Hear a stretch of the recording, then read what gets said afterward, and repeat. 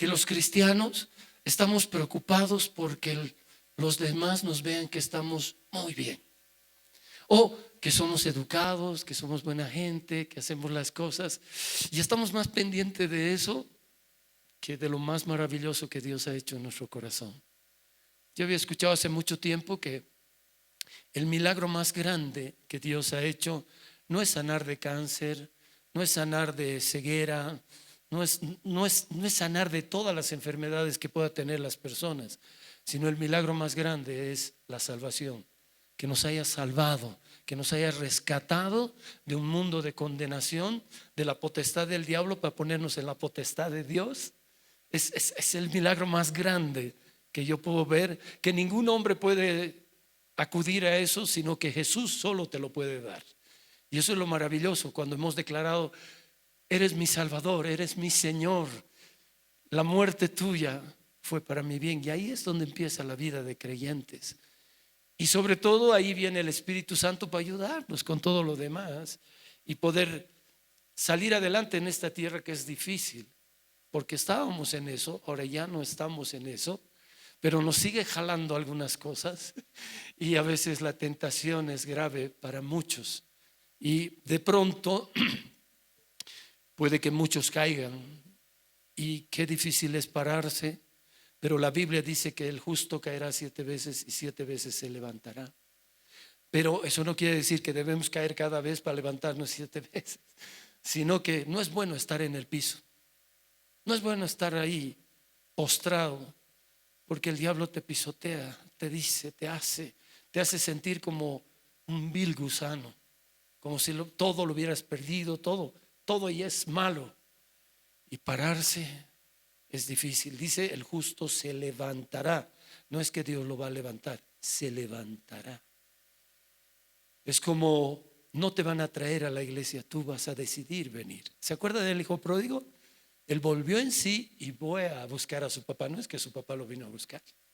Entonces debemos entender que nos vamos a levantar, y cuando nos levantemos vamos a ver muchas cosas que nos ha pasado. El diablo nos va a recordar todos los días que no servimos, que hemos hecho mal, que ya no vamos a alcanzar las cosas. Es terrible cómo nos condena y nos llena la cabeza de maldad del diablo. Así que quiero ponerles este ejemplo que tiene que ver con el último tiempo, pero para que se den cuenta qué está pasando aquí en la tierra, qué está sucediendo y a qué se refiere lo que va a suceder, el acontecimiento más grande cuando venga el Señor, el arrebatamiento. Sí, pero hay algo muy importante, quiero que vean. Váyanse al libro de Lucas capítulo 17, versículo 20 en adelante.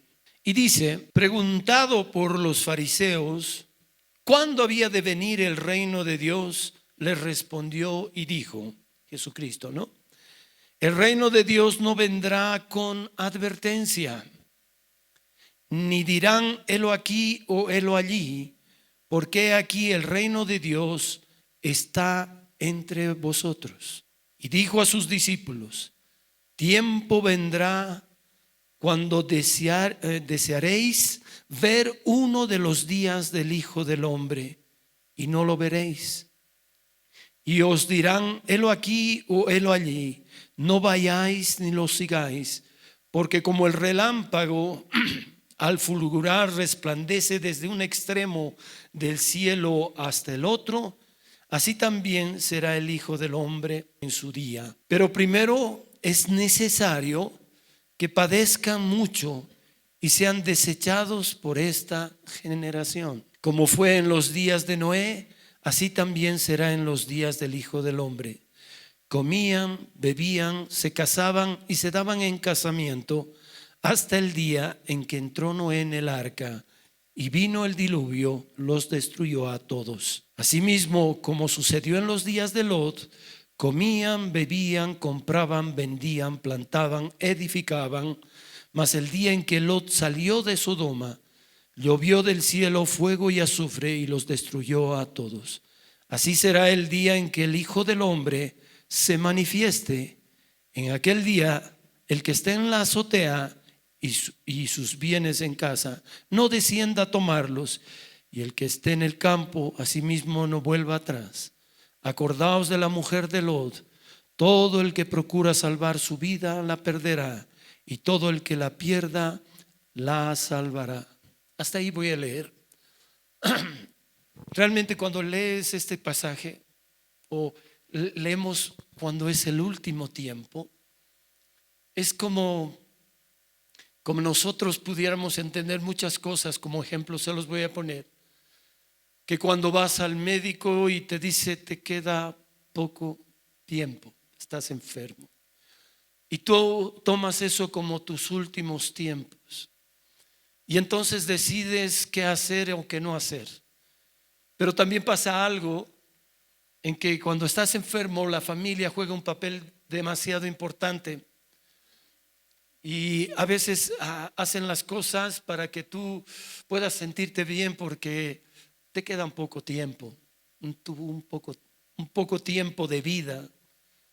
Y cuando dan una noticia así es muy duro, muy difícil de entenderla, no puedes comprenderla como tal, y el que más sufre es el que es el actor principal, el que va a morir. Los que están alrededor se sienten impotentes porque no saben qué hacer, y de pronto comienzan a querer hacer cosas buenas y ayudarlo de alguna forma, pero él necesita otra ayuda, ¿no? Necesita otro tipo de ayuda, y a eso es a lo que me voy a referir en este mensaje. Pero también quiero ponerles esto porque una cosa es saber lo que pasan otras personas y otra cosa es pasar tú o que pases con tu familia. Por eso hay muchos de nosotros que no entendemos cuando les ocurren acontecimientos a otras personas, y sí, nos da pena todo, pero ¿cómo se sentirán ellos? ¿Cómo estarán? ¿No? Y de pronto voy a traer a memoria lo que nos pasó a nosotros. Pero un día yo, ya cambiado por el Señor hace muchos años, no quería ir yo a las iglesias católicas, porque de eso me sacó el Señor, y no quería asistir porque, como había leído la palabra de Dios en 2 Corintios 10, que detrás de las estatuas hay demonios, y yo no quería hacerme partícipe. Si no te hagas partícipe de esas cosas. Pero la mayor cantidad de mi familia, casi todos, seguían eso. Y entonces cuando ocurría una muerte de alguien, le hacían la misa de 8 días, ¿no? Y después de un año, y no sé qué cosas más, que como tradición se lleva. Y entonces yo no quería lastimarlos a mi familia, pero tampoco quería dañar el corazón de mi Dios, haciendo cosas que no pensaba que no estaban bien y no eran buenas. Entonces ese día yo fui, tenía una misa creo que era de mi abuelita, y fui y esa misa la hicieron en la catedral, en la Plaza de Murillo, y yo los esperé hasta el final, digamos. Yo fui cuando ya ha pasado media hora de lo que estaban haciendo, y yo esperaba afuera para que cuando ellos salgan yo los abrazara, decirles que los amaba y que no compartía eso, pero que estaba con ellos. Y estaba ahí parado esperando para que salgan, y de pronto veo de la calle Comercio venir corriendo, ¿no? Corriendo con un papel en la mano, a mi cuñado, el esposo de mi hermana, de mi hermanita Daisy, que era mayor que yo. Y veo corriendo y me ve y se acerca. No, hola Alejandro, ¿cómo estás? Y nos abrazamos. Y ¿cómo estás? ¿No estabas ahí adentro? Le digo, no, es que he ido a recoger unos análisis. ¿Así? Sí, he ido a recoger unos análisis. ¿Y de qué? Le digo, no, es de tu hermana. Son unos análisis que le han hecho, y está muy mal mi hermana, le digo, ¿no? Porque a veces ocultamos cosas, ¿no? Para que no se sienta mal. No le digas, se va a entristecer y todo eso. Y de pronto me dice, sí, Alejandro, tu hermana tiene cáncer. Y no quería decirles a ustedes, pero ahora le hemos hecho los análisis y ya le ha hecho metástasis en todo su cuerpo. Le queda pocos días de vida, semanas.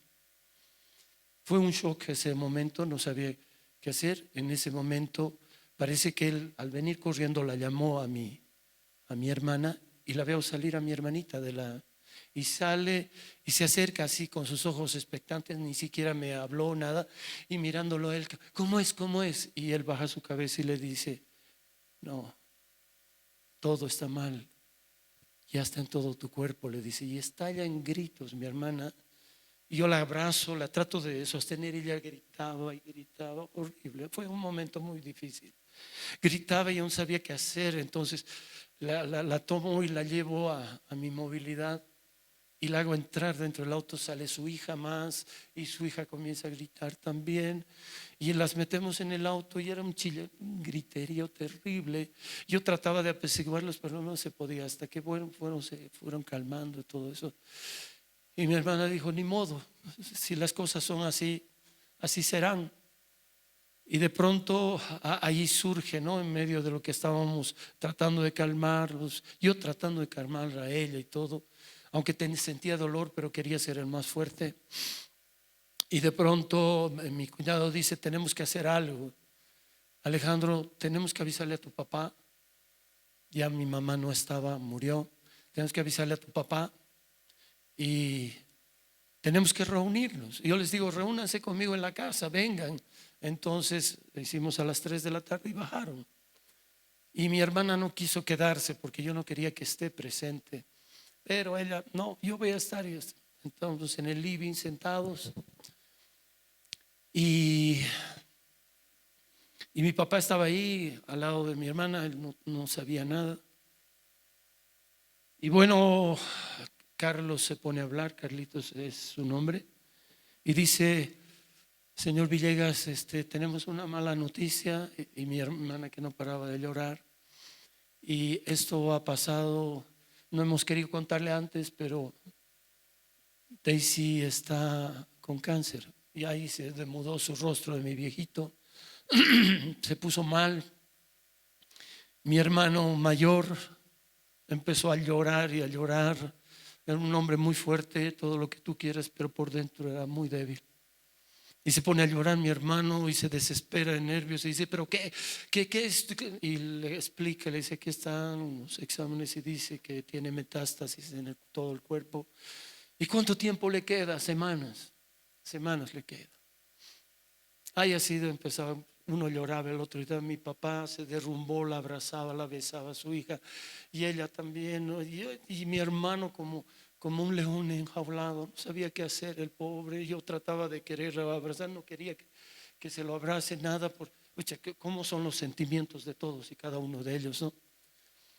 Y de pronto se va apaciguando las cosas y el médico dice que y ahora hay que cuidarla, no darle cosas o hacer algo.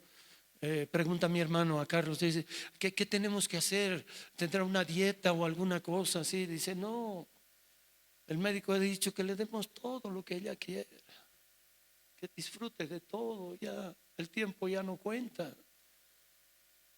Y en ese momento mi hermano, yo estaba detrás de él, estaba más adelante, y mi hermano llorando, vamos a hacerlo, dice mi hermano mayor, y se da la vuelta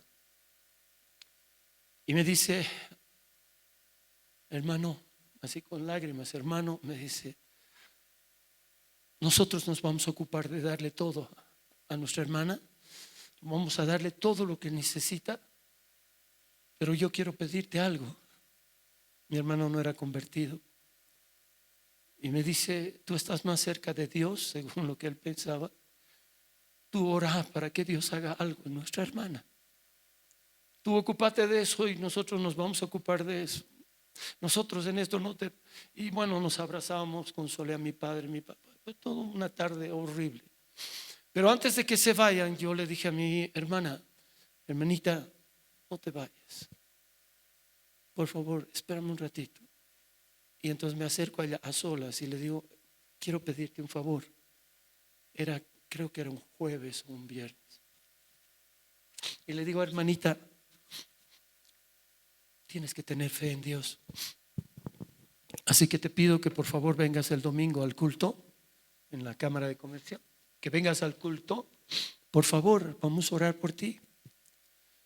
Y dicho y hecho, el domingo siguiente estábamos ahí en el culto y subo al púlpito y veo que mi papá entra con mi hermanita, estaba con un traje rojo de 2 piezas.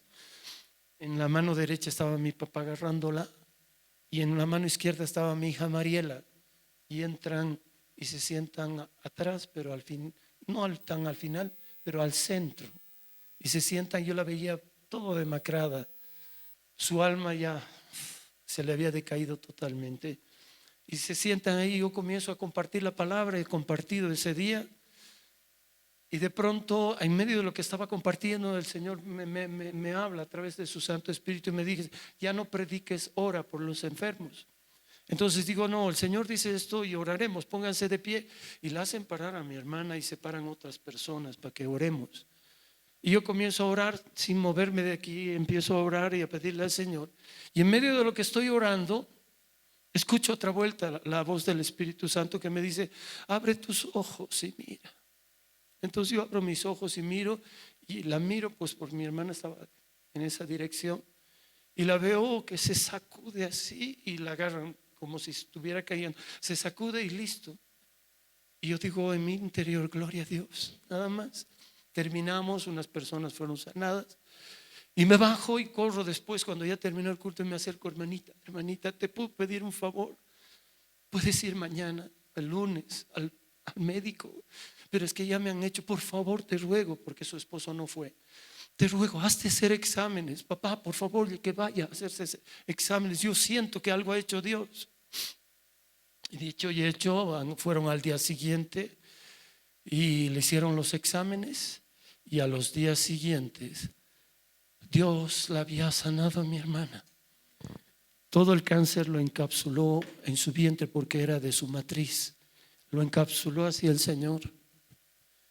Pero seguimos con la incredulidad, no nosotros, yo ya estaba seguro, pero los demás. Y dicen: no, pero ¿cómo puede ser? Y se armó un alboroto porque los médicos decían: ¿cómo puede ser posible? Y yo decía: Dios es fiel, Dios es bueno. Y entonces de pronto le hicieron, el médico que hizo quería corroborar, entonces le hicieron una cirugía, le sacaron toda la matriz y pudieron ver que era una pequeña cápsula donde estaba el cáncer y no tenía nada en su alrededor ni en todo su cuerpo. Mi hermana vivió 30 y tantos años después de eso. Vi la mano de Dios. ¿Y por qué les digo? ¿Y por qué he acotado esto? ¿Por qué quiero? Porque definitivamente cuando pasan esas circunstancias, vienen miles de pensamientos a la cabeza, decir: ¿qué he hecho mal? ¿Por qué me ha pasado esto? Y te haces un sinfín de cosas, y ahí es donde el enemigo aprovecha para meterte en la oreja y hacerte perder la fe, dudar y dudar y dudar. Y saben que no es casualidad lo que les estoy hablando, hermanos, porque hace poco tiempo estoy viniendo a la iglesia, aquí a esa calle estoy viniendo, y una señora se me acerca y me dice: pastor, qué lindo verte. Y yo la miro, no sé quién es. Y me mira y me dice: qué lindo verte, pastor, qué lindo verte. Sí. Y yo le digo: sí, pero ¿te acuerdas de mí? No, no me acuerdo. ¿No te acuerdas, pastor? No me acuerdo. Yo soy esa mujer que la sanó de cáncer también el Señor después que pasó con tu hermana. Había estado sentadita por allá y Dios la sanó y nunca nos enteramos. Entonces Dios va a hacer cosas sorprendentes. Pero pastor, ¿qué tiene que ver esto con este pasaje? Y les pongo ahora en este pasaje para ponerles: miren, si ustedes se han dado cuenta, dice que los tiempos finales y que nosotros vamos a pasar. Si se fijan en el verso 25, pónganmelo, ¿qué dice? Después que dice que van a pasar estas cosas, que va a venir como un relámpago, que cuando la gente diga helo aquí, helo allá, está en Norteamérica, está en Paraguay, no vayan, no crean, porque el Señor vendrá como un relámpago en el cielo. Así será la venida del Hijo del Hombre. Pero el verso 25 dice: pero primero es necesario que padezcan mucho y sean desechados por esta generación. ¿Cómo vamos a padecer? No es que nos van a perseguir, en algunos lugares están persiguiendo a cristianos, pero ¿sabes cómo vamos a padecer? Porque somos diferentes. Ya no hacemos lo mismo que los otros. Y entonces la gente se enoja, estos cristianos amargados, estos cristianos que no quieren aguafiestas, que no comparten con nosotros, que se creen perfectos, y te lastiman al decir esas cosas. Tú te sientes así y tratas de agradar, y con todos tratas de agradarles para estar bien. Y ahí es donde comenzamos dice que esta generación nos va a desechar. Y realmente están desechando a los cristianos como algo malo, como si fuéramos unos leprosos. Es que no entiende lo que ha pasado, lo que Dios ha cambiado en nuestras vidas, de lo que Dios ha hecho en nosotros. Si aún nosotros no sabemos lo que ha hecho Dios en nosotros, porque realmente, y yo creo que Luchito mientras cantaba fue guiado al decir, no creo que un cristiano que haya recibido a Cristo no haya cambiado. Y es la verdad, hemos cambiado. Pero lo que queremos ser perfectos. Queremos intachables, que hablamos recto, que cuando decimos algo, ay, no hables eso porque es palabra de maldición. Ay, y se enojan, se molestan, porque es cosa extraña.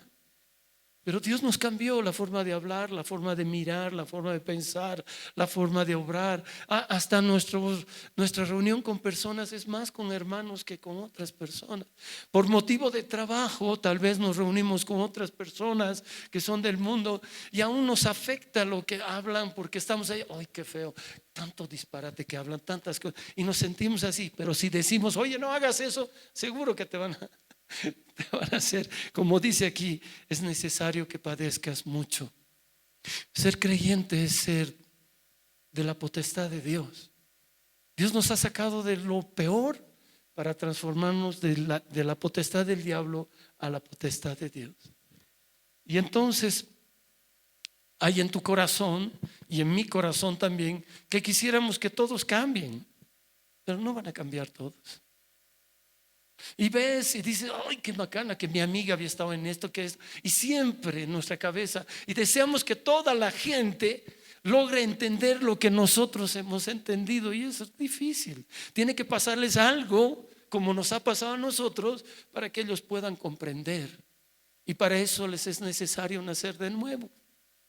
Si no, no pasa nada. Si nosotros no hubiéramos nacido de nuevo, no hubiéramos entendido lo que ha hecho Dios. Aún en nuestras casas nuestros hijos no comprenden eso hasta que les pasa algo así y recién se dan cuenta, porque es Dios el que hace, no nosotros. Y lo curioso de todo esto es que ahí empieza a mencionar el Señor y dice, será como en los días de Noé. ¿Ya? Como en los días de Noé. Comían, ¿qué hacían ellos? Comían, bebían, se casaban y se daban en casamiento hasta el día en que entró Noé en el arca. Hermano, que se casen o no se casen, ¿qué problema tenemos nosotros? ¿Acaso es malo que se casen? Para nosotros, qué bien que se casen, que no vivan juntos, no que se casen. Pero dice que se casaban, se daban en casamiento, comían, bebían. Bueno, puede ser que unos bebían en extremo, otros se refiere a que tomaban cosas hasta el día en que entró Noé en el arca. Y después pone otro ejemplo que pasa años posteriores, y vino el diluvio y destruyó a todos. Dice, asimismo como sucedió en los días de Lot, comían, bebían, compraban, vendían, plantaban y edificaban. O sea, ¿qué hacían en ese tiempo? Y no es lo mismo que hacemos nosotros como cristianos. ¿No compran ustedes? ¿No construyen? ¿Qué diferencia hay entre los que están haciendo eso y nosotros? Y de pronto lo que Dios está tratando de llamar la atención con este mensaje que hoy Dios ha puesto en mi corazón es que esas cosas van a seguir haciendo, van a seguir pasando, y que se casen y que compran y que construyan y que tengan negocios y abran, no es malo. Ahí no está el problema. El problema es cómo hacen el negocio. Igual que a los cristianos. Nosotros podemos ser hijos de Dios. Dios nos puede bendecir con una empresa. El problema no es la empresa. Aún le puedes poner el nombre que te guste, Dios con nosotros. O el negocio, todo lo puedo en Cristo que me fortalece, o la roca de Oreb. Puedes ponerle un nombre bíblico a tu negocio o a tu restaurante, a lo que quieras. Pero no, el problema no es ese. Ahí van a comer, van a tomar lo que tú quieras, pero el problema es qué haces tú en ese local. Si tú permites que ese local haya para que beban hasta que se emborrachen, el problema no es de los comensales, es del dueño. Entonces los cristianos, ahí podemos ver el cambio que tenemos en nuestras vidas, que aprendemos a ser honestos, fieles, leales, íntegros. Ahí no necesitas agarrar y leer los 10 mandamientos. Tú no es una opción. No te es permitido por Dios robar, mentir, engañar, levantar el nombre de Dios en vano. ¿Se dan cuenta?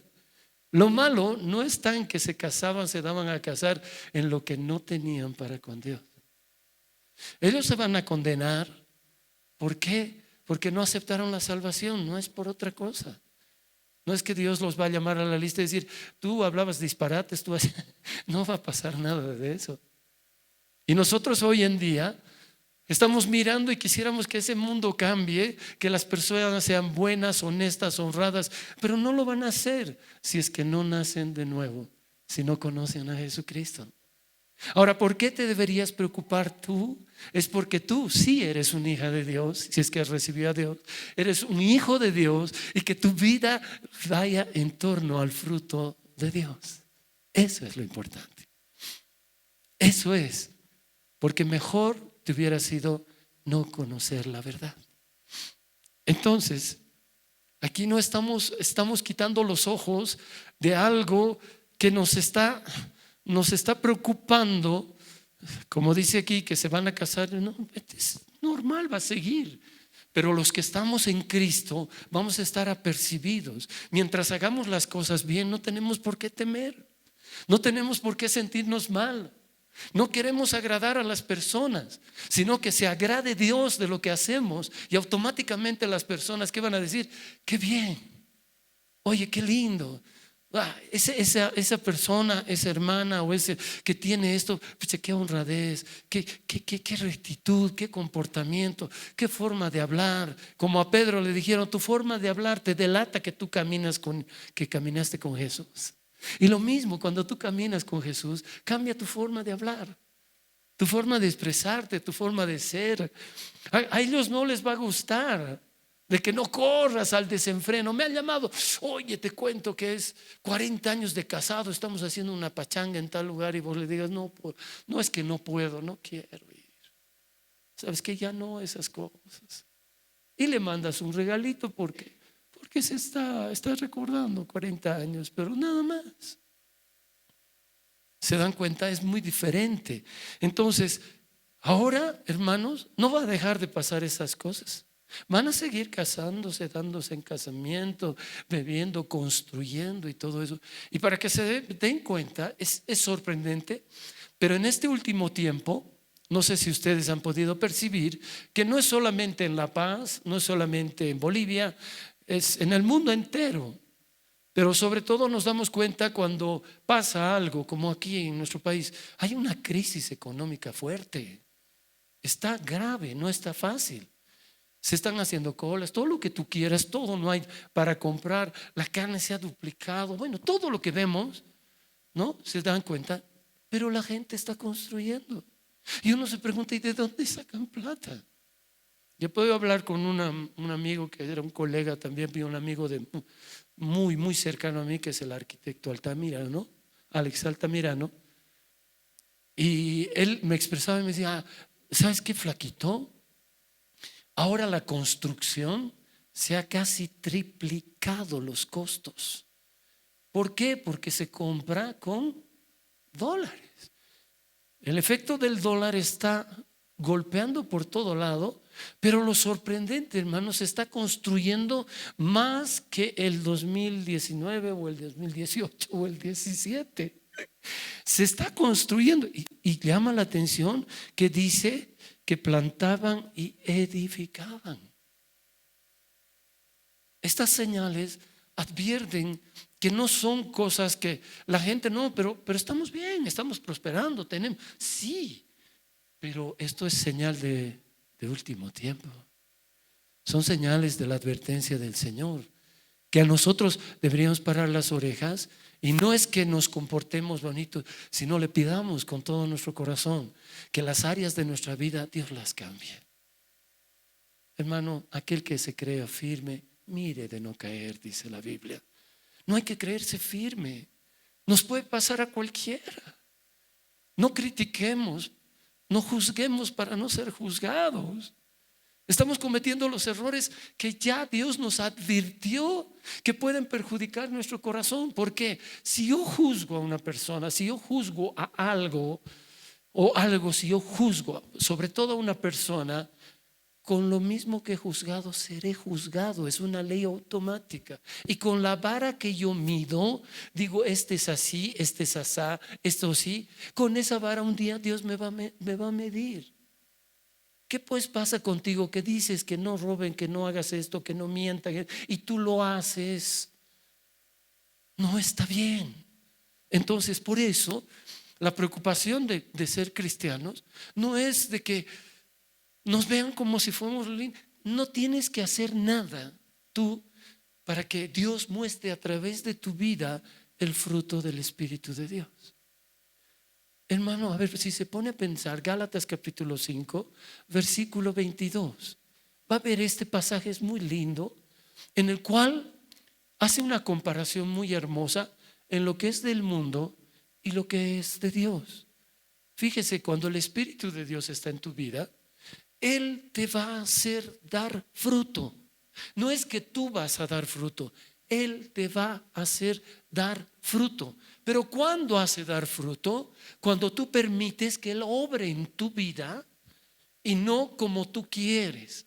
Muchas veces el Espíritu Santo es como algunas personas, voy a poner otro ejemplo, que cuando le dices, eso está medio chueco, está medio, no, pero a mí me gusta, y así es, y no te deja hacerlo. Lo mismo es con el Espíritu Santo de Dios, que cuando Él quiere hacerte dar el fruto, que es hermoso.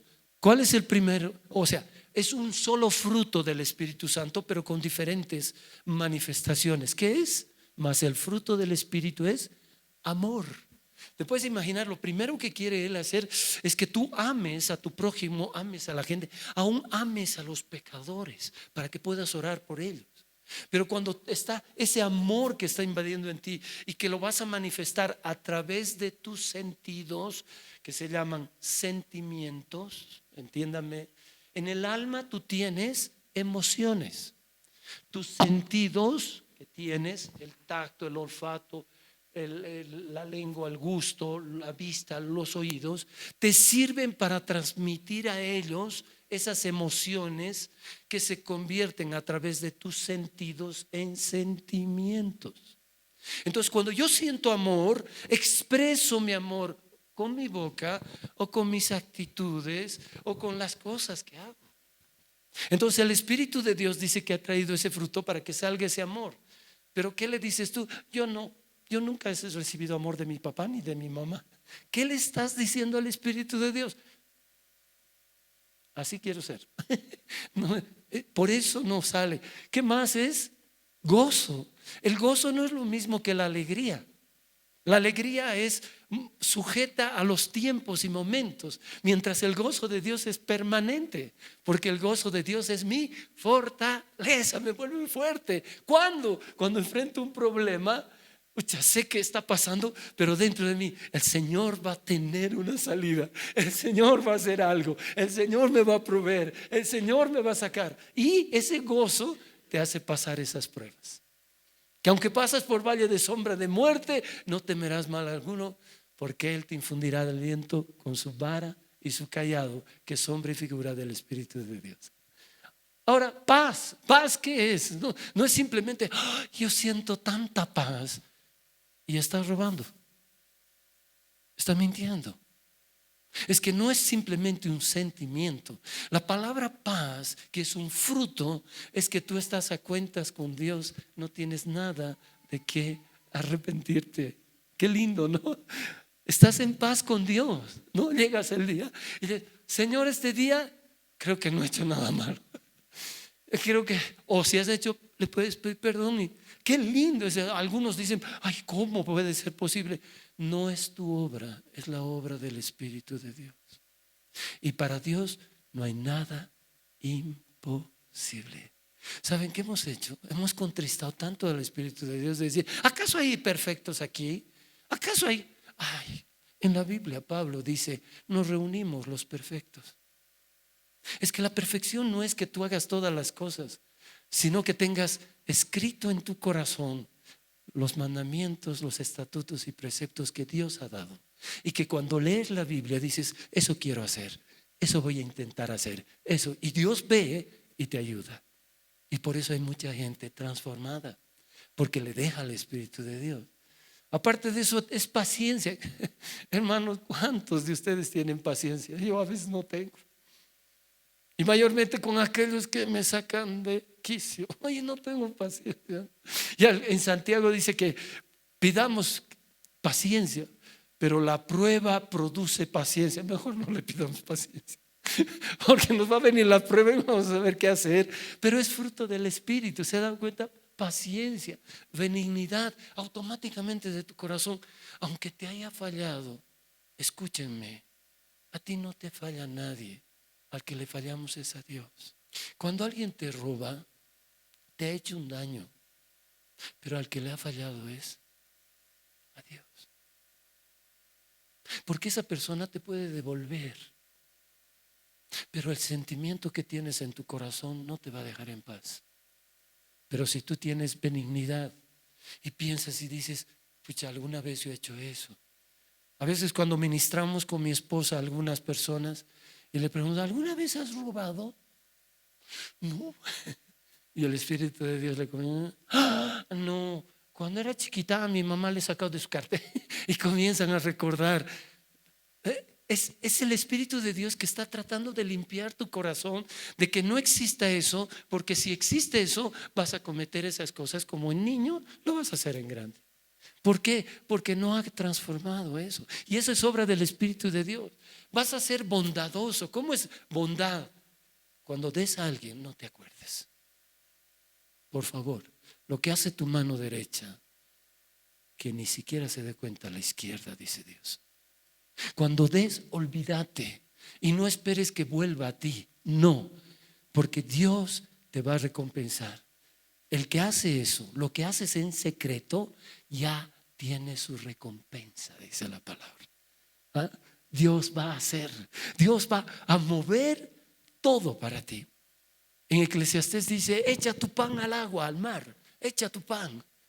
Y después de mucho tiempo volverá a ti.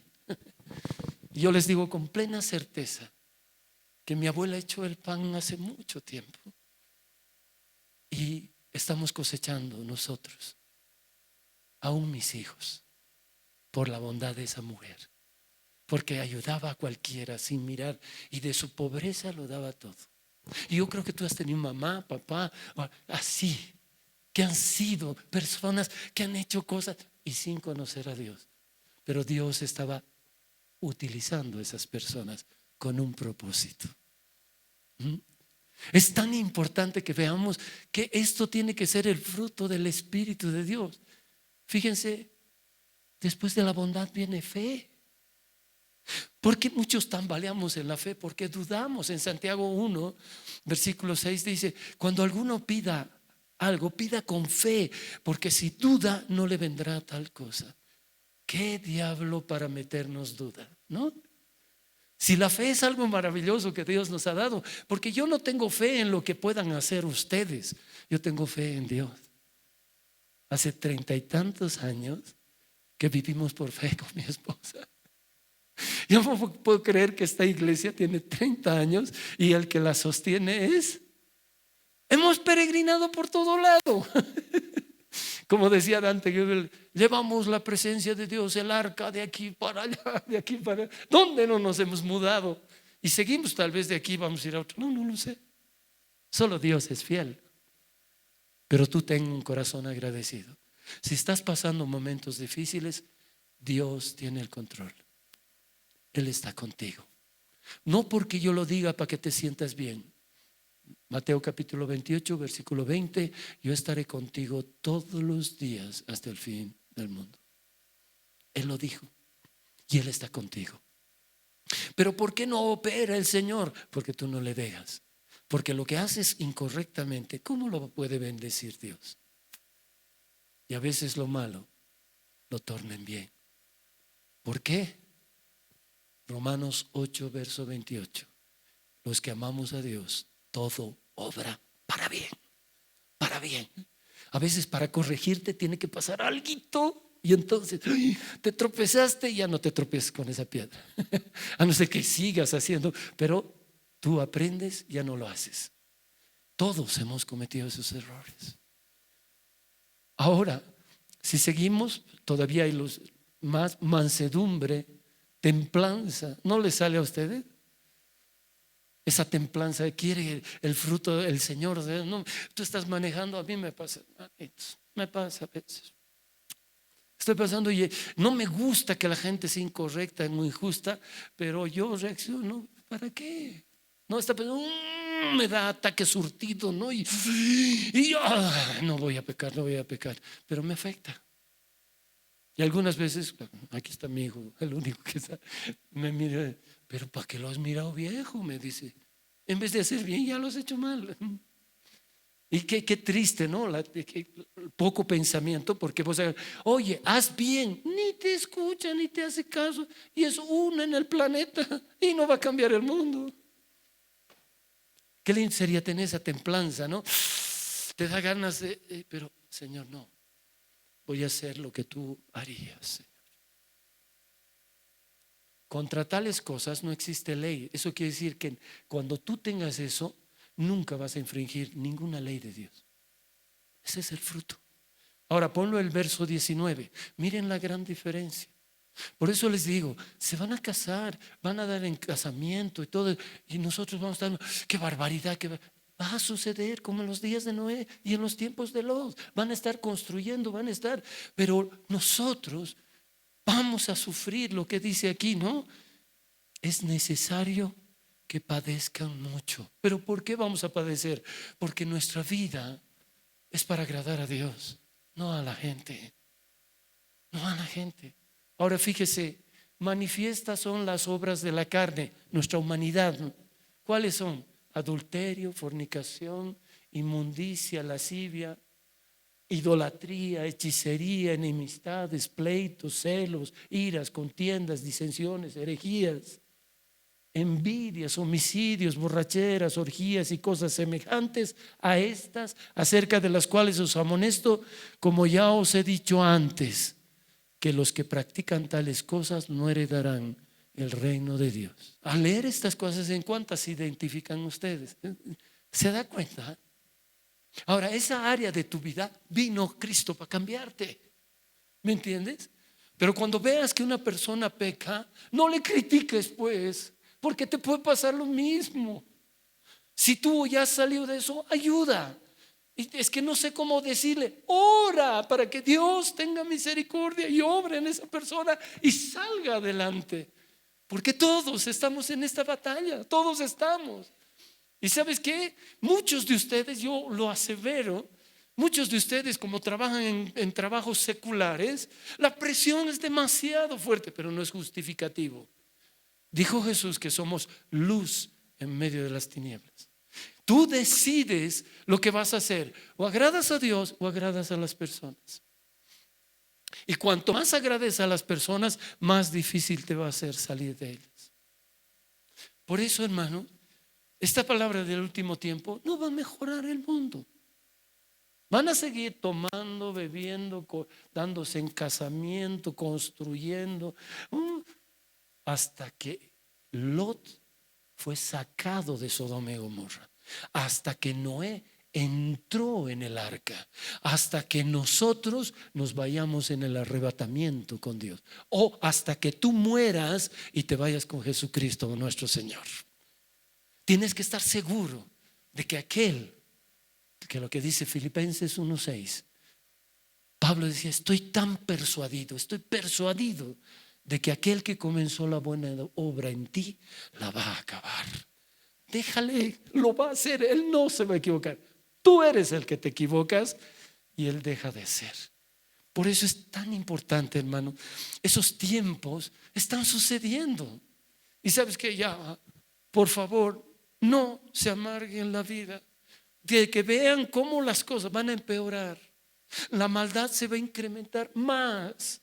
Vamos a ver cosas aberrantes. En los tiempos de Noé, hermanos, era para llorar las cosas que se veían. Y voy a terminar con esto. Para que se den cuenta, solo voy a citar lo que es de Noé. A Noé, si te fijas en el capítulo 6 de Génesis, Génesis capítulo 6, en este capítulo no hay ley. Entiéndame, en ese tiempo, lo que le llamo la segunda dispensación, no había ley. Era la dispensación de la conciencia, se llama. ¿Ya? La conciencia, ¿qué era? Tenían que decidir qué hacer. Capítulo 6, verso 1.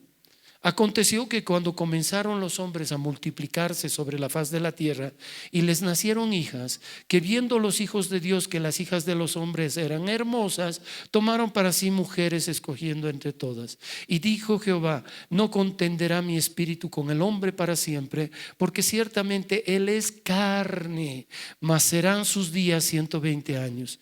Había gigantes en la tierra en aquellos días y también después que se llegaron los hijos de Dios a las hijas de los hombres y les engendraron hijos. ¿Quiénes eran estos? Los ángeles metiéndose con mujeres hermosas en la tierra. Y ahí nacieron gigantes que son hombres de renombre. Estos fueron valientes que desde la antigüedad fueron varones de renombre. Verso 5: y vio Jehová que la maldad de los hombres era mucha en la tierra. Entonces se van a dar en casamiento, van a hacer todas esas cosas, pero ¿cómo va a ser? La maldad va a ser mucha. Y si nosotros no estamos metidos en eso, nos van a desechar. Por eso vamos a sufrir, porque esta generación nos va a desechar. ¿Qué más dice?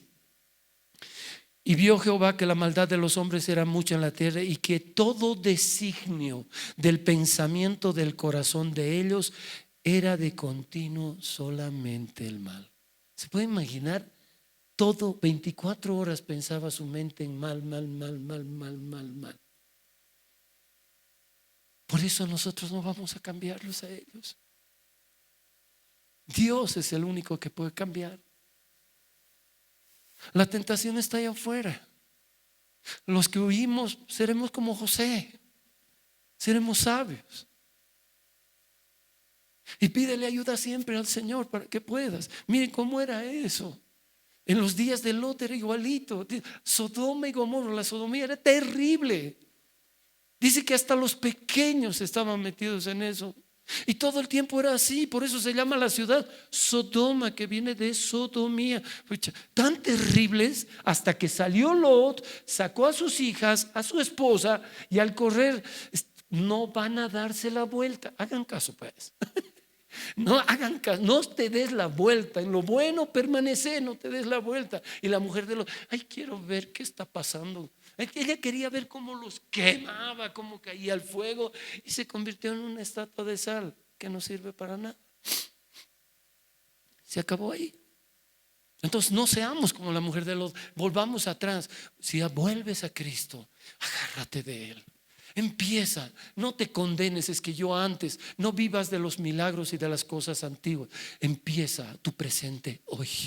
Hoy día el Señor lo que quiere es llamar la atención de tu corazón y decirte: esfuérzate y sé valiente, no temas, no desmayes, yo estaré contigo donde quiera que tú vayas. Cuando tú le pides ayuda al Espíritu, te va a cambiar. Si no es hoy día, va a ser mañana, pero Él lo va a hacer porque te ama. Por eso, amados, cuando han empezado a hacer lo bueno, no desmayen, sigan, y todo lo que hayan hecho antes, permanezcan. Porque si tú eras una persona de fe y hacías las cosas como Dios mandaba y ya no las estás haciendo, Eso se llama apostasía. Estás negando tu fe, esa fe que tenías antes, por eso lo hacías. Y sin fe es imposible agradar a Dios. Es que, pastor, yo no he querido hacer porque he tenido malas experiencias. Sí, lo sé, te vamos a fallar 20,000 veces. Pero tú no le falles a Dios. Él no tiene nada que ver con las personas. Él es Dios y hay que amarlo con todo el corazón, con toda la mente, con todo nuestro ser y con todas nuestras fuerzas. Yo no sé lo que tú todavía no has dejado que Dios transforme tu vida. Yo no sé si tu mente no te deja percibir que debes vivir en lo sobrenatural. El que te va a transformar es Dios. El que va a prolongar tus días es Dios. ¿Por qué?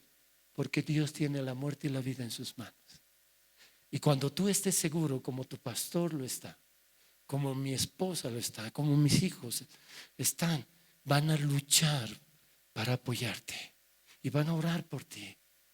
Tal vez no te den algo porque no saben o no tienen, pero siempre oramos por ustedes, como también sabemos que ustedes oran por nosotros. Yo siempre he escuchado tan bonito, parece una canción. Oramos por el pastor, por su esposa, por sus hijos. ¿Me ven de pie?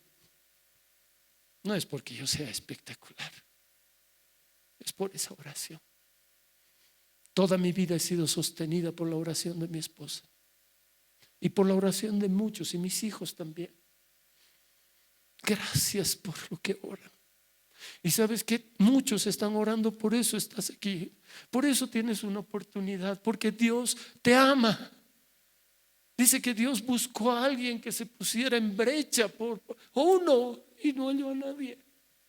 Qué lindo es ponerse en brecha, ponerse a interceder por ti. Y tú también, cuando salgas de todo, intercede por los demás, porque de esa forma nos sostenemos. Pero no vuelvas atrás. Cada vez te vas a volver más sal. Y la sal no hace nada sola. Así que, amados, quería compartirles esto. No pierdan el objetivo de lo que ven, se casan. Pero ese que es tan terrible tiene un BMW. Ya mira, 40 casas. Las noticias van a volar. Olvídate. Si Dios le permitió, es con Dios, no contigo. Pero no dañes tu corazón. Tú, mientras tengas sustento y abrigo, estate feliz, porque Dios es el que te ha dado. Amén.